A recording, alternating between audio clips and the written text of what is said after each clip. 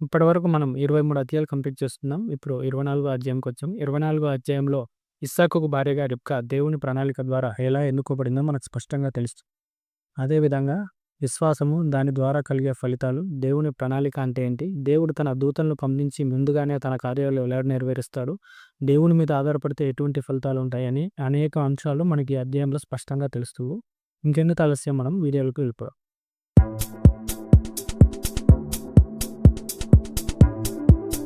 అప్పటికే అబ్రాహాము చాలా ముసలివాడు అయిపోయాడు. తన కుమారుడైన ఇస్సాకు కోసం భార్యను తీసుకుని రావాలని నిర్ణయించుకున్నారు. అయితే తన ఇంటి దాసుల్లో ఒక పెద్ద దాసుని పిలిపించి తనతో ప్రమాణం చేయమని చెప్తాడు. అదేమిటంటే, నువ్వు నా కుమారునికి భార్యను తీసుకొని రావాలి. అయితే ఇప్పుడు నేను ఉంటున్న ఈ కానాన్ దేశంలోని స్త్రీలను నా కుమారునికి ఇచ్చి పెళ్లి చేయవద్దు.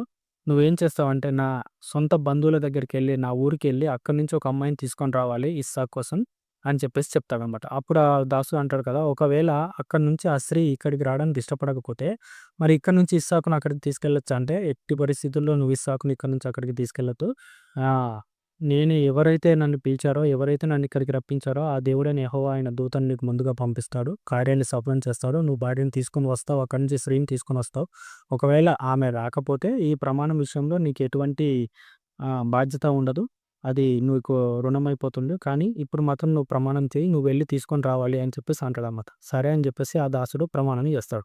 సరే అని చెప్పేసి ఆ దాసుడు బయలుదేరుతాడు. మొత్తానికి మంచి వంటలను, మంచి నానా విధములైన వస్తువులను, శ్రేష్టమైన పదార్థాలు తీసుకొని అక్కడి నుంచి బయలుదేరుతాడు. బయలుదేరి సాయంకాలం వరకు ప్రయాణం చేసి అబ్రహాం పట్టణమైన నాహోరుకు చేరుతాడు. అక్కడికి వెళ్ళేసరికి ఒక నీళ్ళపావి దగ్గరికి చేరిన తర్వాత అక్కడ వంటలను మోకరింపజేసి ఆయన కూడా మోకరించి ఇట్లా ప్రార్థన చేస్తాడు. అదేంటంటే, తండ్రి ఇదిగో నువ్వు నా యజమాని మీద కనికరం చూపితే నేను ఇక్కడికి వచ్చిన స్త్రీలలో ఎవరో ఒకరు నేను నీళ్ళు అడుగుతాను. అయితే ఏ స్త్రీ అయితే నాకు నీళ్లు తాగడానికి ఇచ్చి నాతో పాటు నా వంటలు కూడా నీళ్లు చీరిపోస్తుందో ఆ స్త్రీనే నువ్వు సెలెక్ట్ చేసిన స్త్రీ అని నేను అనుకుంటాను.